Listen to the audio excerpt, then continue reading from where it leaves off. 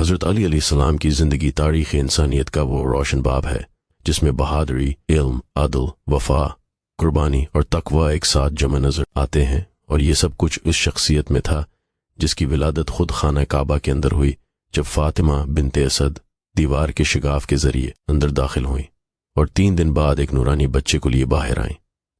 وہ علی تھے جن کی زندگی ابتدا ہی سے رسول اللہ صلی اللہ علیہ وسلم کے پہلو میں گزری۔ وہ کھانا ساتھ کھاتے، باتیں سنتے، سوتے، اٹھتے، اور ہر لمحہ نبی کی تربیت کے سائے میں پروان چڑھتے، یہاں تک کہ ان کی سوچ، اخلاق اور کردار رسول کے نور سے منور ہوتے گئے۔ جب رسول اللہ صلی اللہ علیہ وسلم پر پہلو وحی اتری تو سب سے پہلے حق کو دل کی روشنی سے محسوس کرنے والے علی تھے۔ اس وقت وہ 10 سال کے تھے، مگر ایمان کی پختگی ایسی کہ بغیر سوال کیے حق کے سامنے جھک گئے اور رسول اللہ صلی اللہ علیہ وسلم کے ساتھ نماز پڑھنے لگے۔ جب کفار مکہ نے رسول اللہ صلی اللہ علیہ وسلم کو قتل کرنے کی سازش کی اور اللہ نے ہجرت کا حکم دیا، اس رات نبی نے علی 9 سے فرمایا کہ میرے بستر پر لیٹ جاؤ تاکہ دشمنوں کو لگے کہ محمد صلی اللہ علیہ وسلم گھر میں ہیں۔ علیوں نے صرف اتنا پوچھا کہ یا رسول اللہ، کیا آپ محفوظ رہیں گے؟ جب جواب ملا کہ ہاں تو انہوں نے نڈر ہو کر کہا، پھر علی کی جان آپ پر قربان۔ اس رات ان کے سر پر تلواریں تھیں، مگر دل میں سکون تھا، اور صبح کفار حیران رہ گئے کہ وہ بستر پر محمد صلی اللہ علیہ وسلم نہیں بلکہ علی سوئے تھے۔ اسی طرح بدر کے میدان میں سب سے زیادہ بہادری علی نے دکھائی۔ احد میں جب لوگ بھاگ رہے تھے وہ رسول صلی اللہ علیہ وسلم کے سامنے ڈٹ گئے۔ خندق میں جب عمرو بن عبدود جیسے عرب کے سب سے بڑے پہلوان نے مقابلہ طلب کیا اور سب خاموش رہے تو علی آگے بڑھے اور ایک وار میں اسے ختم کر دیا، اور رسول صلی اللہ علیہ وسلم نے فرمایا کہ علی کا ایک وار قیامت تک کی تمام عبادتوں سے بہتر ہے۔ خیبر کے میدان میں جب مضبوط دروازہ کوئی نہ کھول سکا تو نبی نے فرمایا کہ کل جھنڈا اس کے ہاتھ میں دیا جائے گا جسے اللہ اور اس کا رسول دوست رکھتے ہیں۔ علی آئے اور دروازہ کاندھے سے اکھاڑ کر برچھی کی طرح استعمال کیا اور خیبر فتح ہوا۔ رسول اللہ صلی اللہ علیہ وسلم نے فرمایا، میں علم کا شہر ہوں اور علی اس کا دروازہ ہیں، اور واقعی وہ علم، حکمت، عدل، فلسفہ، فقہ، قرآن فہمی، شجاعت اور خطابت میں بے مثال تھے۔ خلافت کا دور آیا تو علی نے دنیا کو عدل کا وہ نظام دیا جس کی مثال آج تک دنیا دیتی ہے۔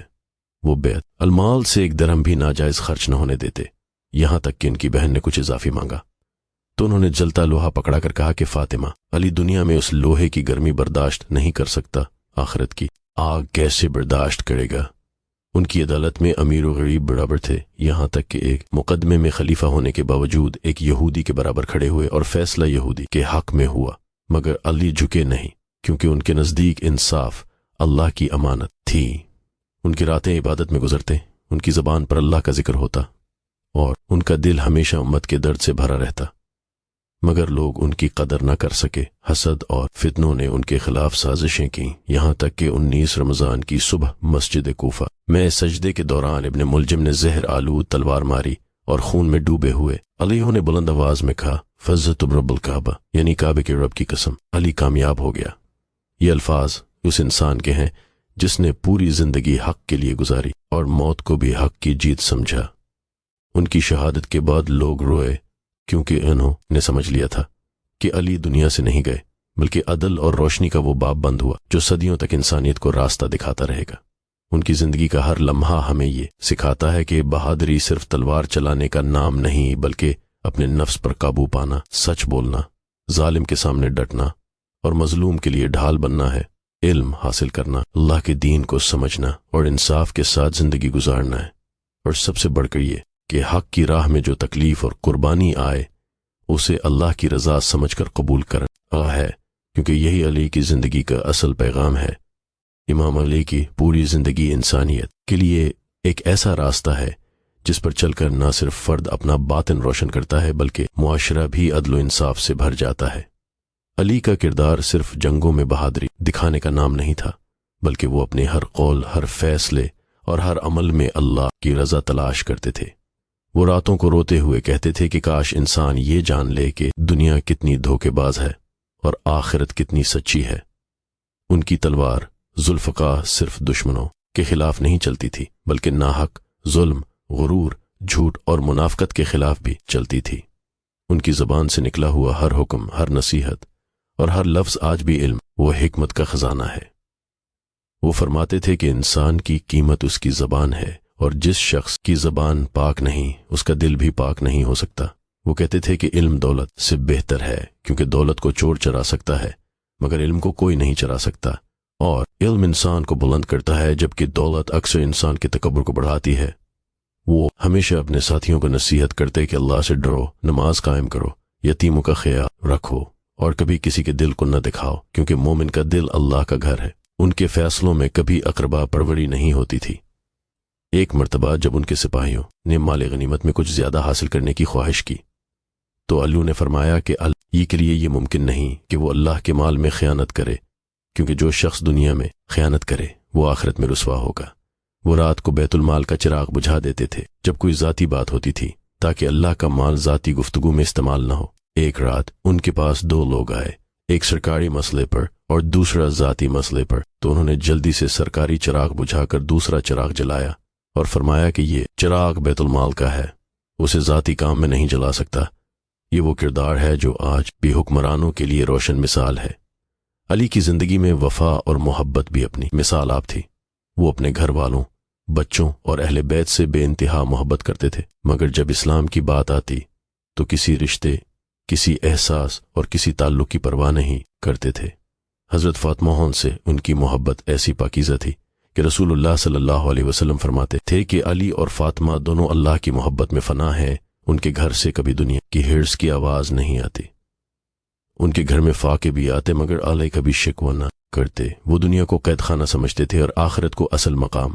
ان کا زہد، ان کا تقوی، ان کی عبادت اور ان کی تواضع سب اس بات کا اعلان کرتی تھی کہ علی اور دنیا کے پیچھے نہیں بھاگتے تھے بلکہ دنیا ان کے پیچھے بھاگتی تھی۔ ان کی راتیں عجیب کیفیت میں گزرتی تھیں۔ کبھی کبھی وہ آسمان کی طرف دیکھ کر کہتے، اے دنیا، کسی اور کو دھوکہ دینا، علی تجھ سے آزاد ہے۔ وہ قرآن کی تلاوت میں اس قدر گم ہو جاتے کہ آنسو داڑھی کو بھگو دیتے۔ جب کبھی کسی یتیم کا رونا سنتے تو فوراً گھر کا سامان بیچ کر اس کی مدد کرتے، یہاں تک کہ وہ راتوں کو یتیموں کے گھروں میں آٹے اور کھجور کے بوجھ اٹھا کر خود پہنچاتے، اور کسی کو پتہ بھی نہیں چلنے دیتے کہ یہ خلیف وقت ہے۔ ان کی شجاعت کے ساتھ ان کی نرمی بھی بے مثال تھی۔ وہ کہتے تھے کہ طاقت کا بہترین استعمال یہ ہے کہ انسان کمزور پر رحم کرے۔ ایک دفعہ ایک بوڑھا یہودی بھیک مانگ رہا تھا۔ علی نے پوچھا، یہ کون ہے؟ لوگوں نے کہا، یا امیر المومنین، یہ بوڑھا ہے، کام نہیں کر سکتا۔ علی نے سختی سے فرمایا، جب یہ جوان تھا تو اس سے کام لیا، اور اب جب بوڑھا ہو گیا تو اسے بھیک مانگنے چھوڑ دیا۔ یہ اسلامی ریاست کی ذمہ داری ہے، اور اسی وقت بیت المال سے اس کے لیے وظیفہ مقرر کر دیا۔ یہی علی کی حکومت تھی، جہاں انسان کی عزت اس کے ایمان سے ہوتی تھی، نہ کہ اس کی طاقت سے۔ علی کے دشمنوں نے جتنی کوشش کی کہ علی کو روکا جائے، گمراہ کیا جائے یا کمزور کیا جائے، وہ کبھی کامیاب نہ ہوئے، کیونکہ علی کی بنیاد اللہ کی محبت تھی۔ مگر آخرکار ایک سازش کامیاب ہو گئی۔ جب 19 رمضان کی رات مسجد کوفہ میں علی لوڑیوں نے پہلا سجدہ کیا تو ابن ملجم نے زہر آلود تلوار سے وار کیا۔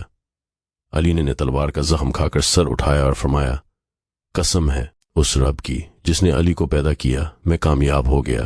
یعنی موت کو بھی وہ شکست نہیں بلکہ کامیابی سمجھتے تھے۔ ان کی زبان پر شکایت نہیں تھی، خوف نہیں تھا، بلکہ ایک ایسی مسکراہٹ تھی جو بتاتی تھی کہ وہ اپنے مالک سے ملنے جا رہے ہیں۔ گھر پہنچ کر جب ان کی صاحبزادی زینب نے رو کر پوچھا کہ بابا آپ زخمی ہیں، تو انہوں نے انتہائی نرمی سے کہا، بیٹی، ہر زندہ کو موت کا ذائقہ چکھنا ہے، مگر خوش قسمت وہ ہے جو حق کی راہ میں شہید ہو۔ پھر علیوں کے گھر میں وہ تاریک لمحہ آیا جب 21 رمضان کی رات علیوں نے دنیا سے پردہ فرمایا، اور پورا کوفہ، پورا عراق اور پورا عالم اسلام ماتم میں ڈوب گیا۔ دشمن بھی روئے، دوست بھی روئے، کیونکہ سب جانتے تھے کہ علی جیسا کوئی نہیں۔ ان کے جنازے کی کیفیت اتنی روحانی تھی کہ فضا بھی خاموش اور ستارے بھی غمگین نظر آ رہے تھے۔ علی کا جانے والا جسم تو مٹی میں چلا گیا، مگر ان کی تعلیمات، ان کی بہادری، ان کا عدل، ان کا علم اور ان کی روح آج تک زندہ ہے۔ یہ دنیا بدلتی رہے گی، حکمران آتے رہیں گے، مگر علیوں کی عظمت ہمیشہ قائم رہے گی، کیونکہ علیوں تاریخ کا باب نہیں، علی تاریخ سے بڑا باب۔ ان کی زندگی ہمیں سکھاتی ہے کہ انسان کا اصل امتحان طاقت، دولت یا منصب سے نہیں، بلکہ انصاف، سچائی، عاجزی، خوف خدا اور انسانیت سے ہوتا ہے۔ جو علی کے نقش قدم پر چلتا ہے وہ کبھی بھٹکتا نہیں، کیونکہ علی کا راستہ نور کا راستہ ہے، اور نور کبھی بجھتا نہیں۔